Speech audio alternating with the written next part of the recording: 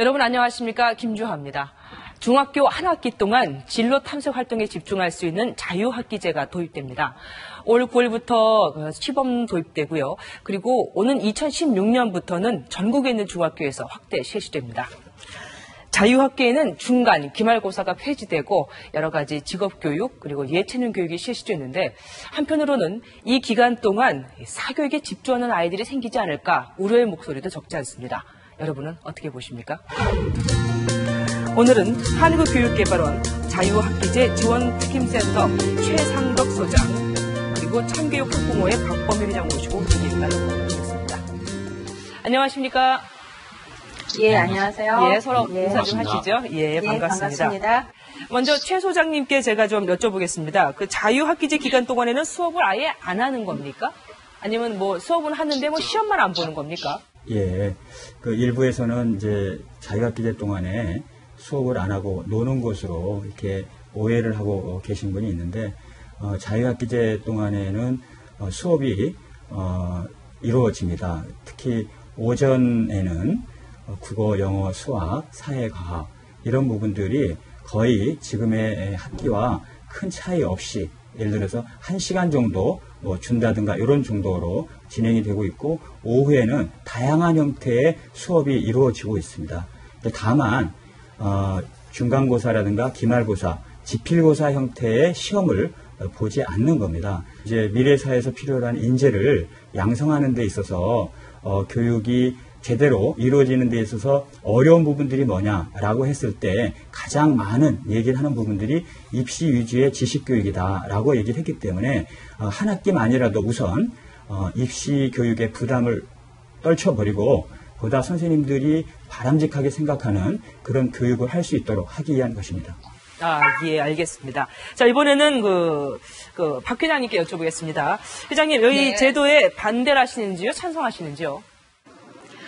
그 원칙적인 목표와 좀 학교 교육을 그 체제를 바꾸겠다 이런 방식에서는 뭐 크게 대의적으로는 동의를 합니다. 그리고 학습 부담을 줄이고 토론 문화 그리고 창의적인 그 자기 체험 활동을 한다는 그런 것에서는 동의를 하는데 문제는 지금 그것이 한 학기를 실시한다 그래서 다른 학기에 그 효과가 전반적으로 미칠 수가 있느냐. 너무 짧다. 그리고 그 짧다는 문제 이전에 다른 학기에 이번 학기에 부진했던 것을 다른 학기에 더 많이 해야 돼서 학습 부담이 좀 뒤로 미뤄지고 오히려 가중되는 이런 문제가 있다. 그리고 학교 밖에서 여러 진로 체험도 연계를 해야 되는데 그런 인프라가 전혀 구성이 되어 있지 않기 때문에 지금 실시하는 것은 시기상조다. 이렇게 생각합니다. 예. 그런데 왜 학습이라는 게 어떤 목표가 있을 때 더 하고 싶어지잖아요. 이렇게 자유학기제 기간 동안 만약에 내가 뭘 하고 싶다라는 것이 생겨서 아이들이 공부하는데 더 어떤 의지가 생기고 그리고 모티브가 된다면 그것도 나쁘지는 않지 않을까요? 그렇죠. 말씀대로 학습은 이제 동기부여가 가장 먼저 일어나야 되는 거기 때문에 중요합니다. 그런데 그 앞학기, 그 뒤학기는 여전히 똑같은 그 방식으로 진행을 하기 때문에 한 학기 동안 동기부여를 하는 그 자유학기제 동안에도 뒤에 거 복습, 앞에 거 예습해야 되는 그 심리적 부담 그리고 지금 이 시간에 그 자유학기를 희망하지 않는 다른 학교의 친구들은 공부하고 있다는 그의 경쟁심 또 하나는 지금 우리나라 사실은 고등학교가 이제 서열 체제로 이렇게 학교의 등급처럼 매겨져 있기 때문에 고등학교 입시 부담, 그 내신 준비죠. 이런 것들 때문에 한 학기 동안 아무리 다른 방식으로 그 체험을 하게끔 한다 해도 머릿속에는 입시와 공부에 대한 부담이 여전하기 때문에 그렇게 실효를 얻을 수 없다. 즉 다시 말씀드리면 초중고 전반적인 그 교육과정에 대한 재편을 같이 놓고서 이거를 제도를 만들어야 서로 앞뒤의 성과가 맞지 않겠냐는 거죠. 그 자유학기제는 학교에서 자율적으로 그 기간을 정할 수 있는 겁니까? 근데 제가 좀 걱정되는 게 1학년 때 시키자니 아무래도 미래에 대해서 진지한 고민을 하지 않을 나이일 것 같고요. 2학년 때 하자니 뭐 공부의 연속성이 좀 떨어질 것 같고 3학년 때 하자니 입시 공부 때문에 고등학교 입시 준비 때문에 좀 걱정이 될 것 같거든요. 쉽지 않은 선택일 것 같아요. 학교에서 결정하라고. 지금 이제 현재로서는 이제 한국교육개발원에서 연구한 바에 의하면 이제 자유학기제의 어떤 목적에 따라서 그러니까 그것을 갖다가 진로 체험 중심의 어떤 이제 그 협의로 하느냐, 또는 아니면은 학생들의 인성, 사회성, 그다음에 어떤 창의적 사고력, 자기주도성, 이렇게 포괄한 넓은 협의의 의미로 이걸 바라보느냐에 따라서 나름대로 선호하는 학기가 좀 다릅니다. 아무래도 진로를 바로 임박해 두고 결정을 하게 될 경우에는 학년이 뒤로 가게 되고요. 그 다음에 이제 학생들에게 아직 진로를 바로 결정해야 되는 시기는 아니지만 세상을 보다 좀 넓게 보면서 세상에 어떤 다양한 직업들이 있고 자기가 앞으로 어떤 것을 했으면 좋겠는지를 생각하게 안목을 키워주는 그런 차원의 자유학기제라고 한다면 1학년 2학기라든가 2학년 1학기가 더 좋다, 이런 이제 결과가 나왔습니다. 그래서 지금 이제 현재로서는 1학년 2학기에 저희 연구학교가 올해 42개 학교가 시작이 되고요. 내년 2학년 1학기에 또 40개 학교의 연구학교가 시작이 됩니다. 그래서 이제 1학년 2학기, 2학년 1학기를 중심으로 해서 시행을 한 다음에 저희가 이제 최종적으로 어떤 학기가 가장 자유학기제의 취지에 적합한가를 결정을 할 계획입니다. 예, 알겠습니다. 자, 이번에는 박 회장님께 좀 여쭤보겠습니다. 네. 그 회장님, 지금 말씀 들으신 거에 대해서는 뭐 반발하실 내용이 없습니까? 정부에서 자유학기제를 한다 그러는데 어느 대학에서 어느 기업에서 우리는 그거 같이 동참할 수 없습니다라고 말할 수가 있겠습니까? 그렇지 않습니다. 다만 실제로 그렇게 말씀하시는 것과 실제로 학교에 도움이 될 수 있는 인프라가 구축되어 있느냐, 인프라를 구축할 수 있는 기반 조성이 되어 있느냐라고 하는 것은 아주 현격한 차이가 있는 것이죠. 예를 들어서 지금 아일랜드나 또는 덴마크, 영국 여러 그 자유학기제에 유사한 그런 사례를 모형으로 우리도 도입을 한다라고 했는데, 그런 나라들은 우리나라처럼 대학 입시라든지 또는 직업에서 이제 서열의 문제, 임금 격차의 문제, 이런 것들이 심각한 나라들이 아닙니다. 아예 국가 자체가 다르죠. 그래서 거기서는, 그리고 또 영국 같은 경우도 학교 안에서가 아니라 학교 밖에서 또 자유학기제를 이제 시범을 또 이렇게 시작을 하고 그랬었는데, 그거는 최 박사님께서 더 잘 아시는 내용이실 거고요. 그런데 그런 사회적인 논의와 합의 과정이라는 게 1, 2년 한 게 아니라는 거죠. 몇십 년을 논의를 거쳐서 요거 저거 모든 것들을 다 조금씩 다 어떻게 개선해 나가면서 자유학기제가 같이 어떻게 맞물릴 거냐, 전체 모자익이 같이 되면서 간 건데, 지금은 초중고 교육과정 그 많은 교육의 그 과목, 수업 시수 이런 것들이 조정이 안 되는데 한 학기를 자유학기제로 토론하고 체험학습하고 또 시험도 사실은 이제 지필고사는 아닌 다른 방식의 평가는 물론 하는, 이렇게 한다고 해서 그것이 사회적 여파에 그 모든 부처와 모든 대학이나 이런 것이 같이 협조할 수 있느냐. 학교 안에 체제를 바꾸고 교육과정 개편하고, 그리고 무엇보다 지금 그 연구 그 목표는 좋지만 가장 지금 문제가 되고 있는 이제 학교 단위의 이제 점수 평가가 있지 않습니까? 예를 들어서 뭐 국가 성취도 평가를 보면은 어느 학교가 몇 등급 수준이고 어디가 좀 성취도가 낮고 학교별 평가가 있는데, 자유학기제를 시행하는 학교의 그 어떤 성과는 뭐 대입이나 이런 데 반영하지 않겠다라고 했지만, 학교로 보면은 여전히 학교 평가에서 우리 학교가 자유학기제 때문에 어떤 성적이 좀 불이익이 있지 않을까, 이런 부담이 또한 있습니다. 다시 말씀드리면 어떤 초중고의 그 교육과정을 같이 개편하고, 그리고 학생들에 대한 평가를 학교 평가가 아니라 가르친 선생님들이 학교 안에서 여러 가지 방식으로 평가할 수 있는 자율성, 이런 게 보장이 되는 이런 조건이 좀 되어야 된다는 거죠.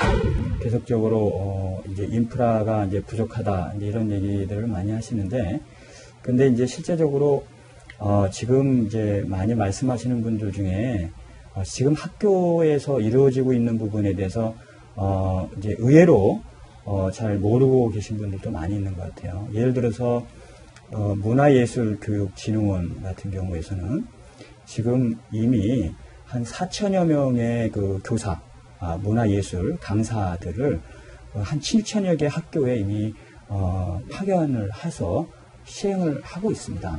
그리고 모르지 않습니다. 잘 알고 있습니다. 예, 다른 뭐 청소년 활동 진흥원에서도 다양한 프로그램들을 하고 있고, 이미 이제 지역사회라든가 다양한 그 기관들과 학교가 이미 상당 정도 연계가 이루어지고 있고, 또 그것의 그 발전 속도가 상당히 빠르게 가고 있습니다. 특히 이제 자유학기제를 통해서 이제 그 정규 과정이 그런 형태의 연계를 갖는다면 저는 지금 이제 현재 시행하는 거는 올해 2학기에는 42개 학교입니다.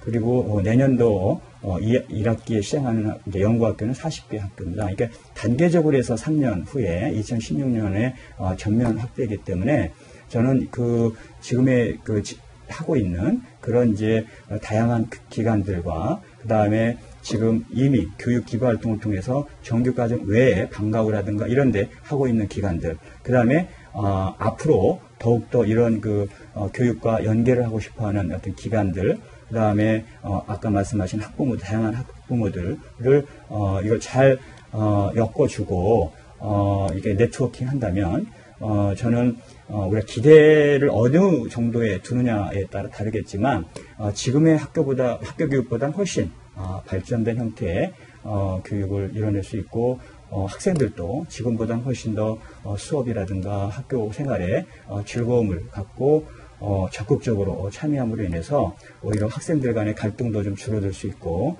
학교 선생님들과 학생들 간의 관계도 보다 더 회복이 될 수 있어서 학교 전체의 문화를 바꾸는데 기여할 수 있고. 예, 소장님 동의합니다. 동의하는데요. 그것이 이제 목표이지 당장에 실현 가능한 준비가 얼만큼 됐느냐에 대해서 제가 이제 계속 말씀을 드린 거고요. 그렇게 되어야죠. 당연히 교육이 그렇게 해서 국영수 아니어도 정말 뭐 대통령 공약처럼 꾸가 끼가 살려지는 그런 교육을 해야 되는 게 맞습니다. 그것을 위해서 사회적 인프라 구축해야죠. 인프라 구축을 근데 위에서 하자, 그러니까 정부에서 하자고 해서 단번에 되는 게 아니라는 거죠. 지금 지역사회 협조나 여러 부처 협조 말씀하셨지만 경제 상황 어렵습니다. 지역사회에 아동들이나 또는 돌봄이 필요한 청소년들 하루 세끼 밥 먹이는 것조차 버거워하는 그런 지역사회 기관들 많습니다. 그리고 부모의 손이 미치지 않고 혼자서 자기 삶을 꾸려야 하는 이런 아이들도 의외로 많습니다.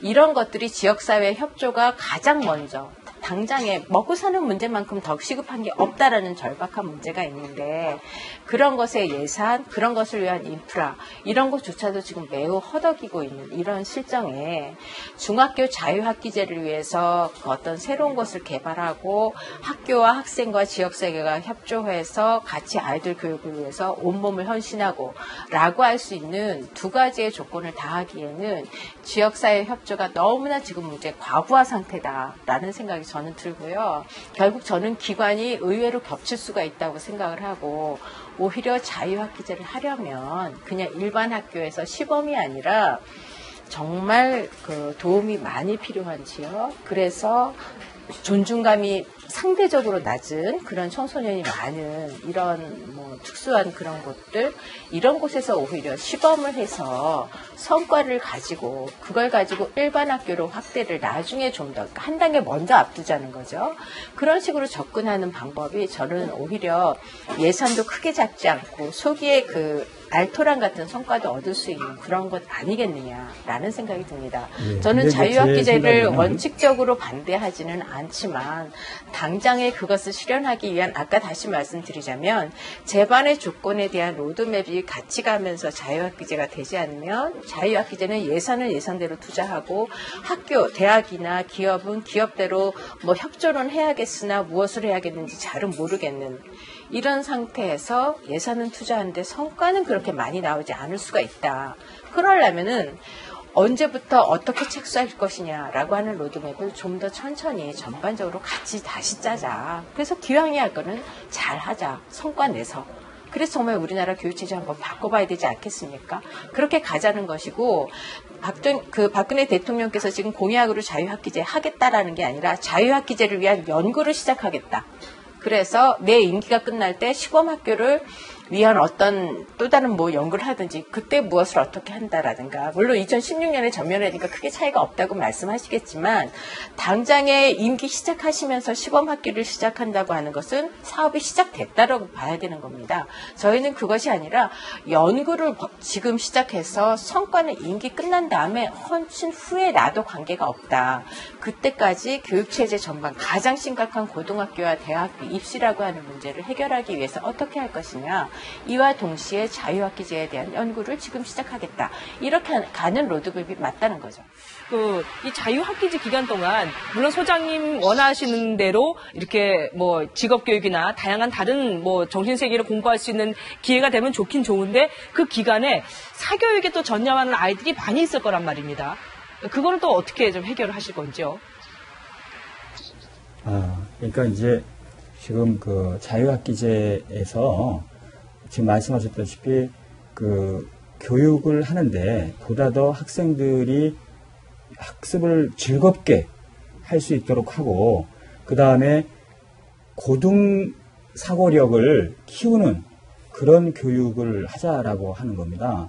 우리가 지식에서 보면 암기식의 그 지식이라고 하는 게 가장 어떻게 보면 낮은 수준의 역량이라고 한다면 가장 높은 수준의 능력이라는 게 창의적인 사고력 아닙니까?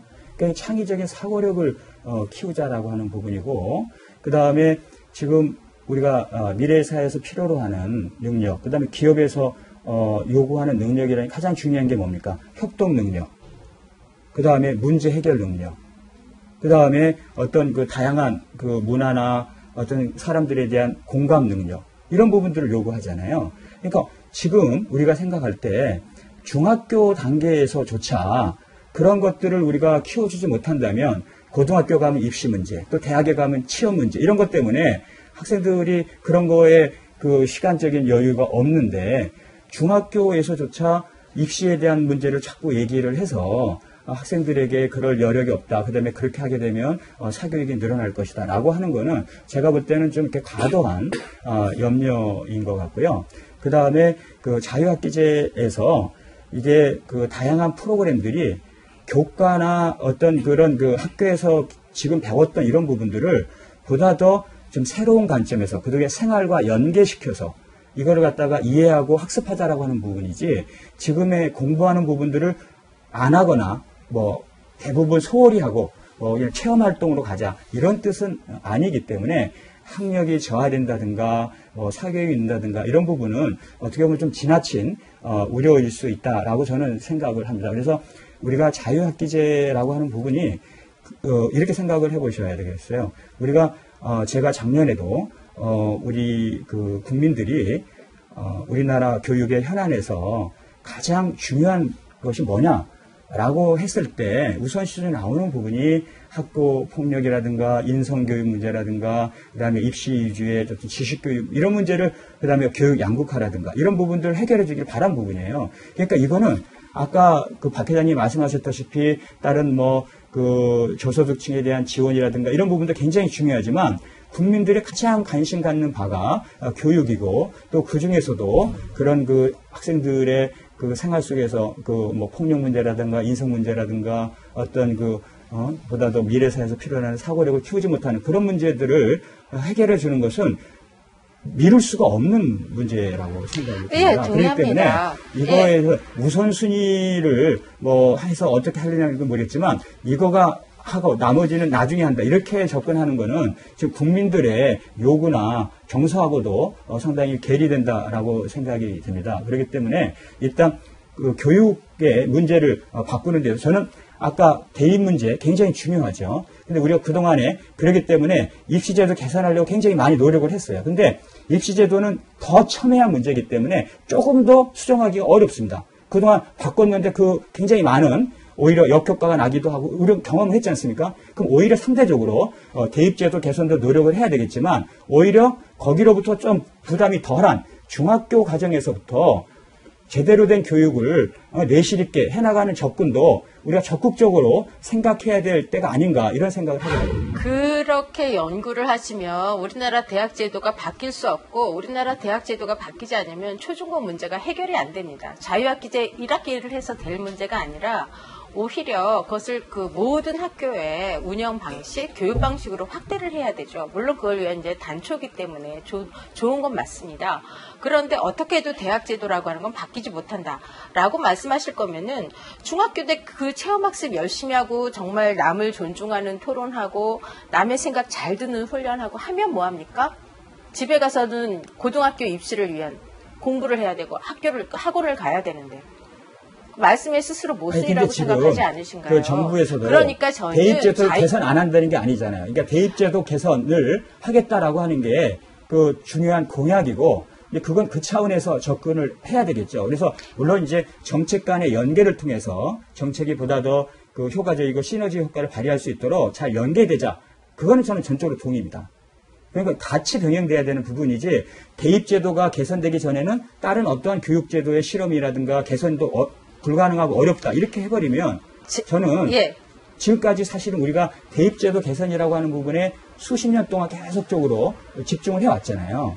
근데 그 과정 속에서 사실 가장 많이 어떻게 보면 방치되어지고 소홀히 됐던 게 중학교 과정인 거예요. 네, 알겠습니다. 중학교에 가장 많은 제가 학력 문제가 발생이 되고 여러 가지 학생 문제가 발생이 되잖아요. 그러니까 대입제도 개선을 개선대로 하되 또 중학교의 문제도 어쨌든 간에 적극적으로 해결하기 위한 노력을 해 나가야 된다. 그리고 그것도 단순히 그냥 여러 가지 그 학교 외의 요소라든가 이런 것뿐만 아니라 본질적인 수업을 바꾸기 위한 노력이 이루어져야 된다고 봅니다. 그 말씀이 모순이라는 겁니다. 두 분 말씀은 결국은 그러니까 지금 현재 중학교, 고등학교 입시 제도나 이런 것들이 문제가 있다는 것은 같이 다 공감을 하고 계십니다. 단지 무엇을 먼저 시작해야 되느냐 그거 갖고 지금 두 분께서 얘기를 좀 달리하시는 것 같습니다. 어느 것이 옳은지는 우리가 한번 해봐야 알겠죠. 두 분 말씀 오늘 감사합니다. 예, 고맙습니다. 네. 우리는 과거에 자유학기제와 비슷한 책가방 없는 날이나 자유학습의 날 같은 것을 만들었던 적이 있었습니다. 하지만 실패했었죠. 조급한 추진이 아니라 준비된 추진으로 우리 아이들의 6개월을 책임져야 할 것입니다. 왜냐하면 중학교 때의 6개월은 정말 그 아이들의 미래를 통째로 바꿀 수 있는 아주 중요한 시기이기 때문입니다. 함께해 주신 여러분 고맙습니다. 안녕히 계십시오.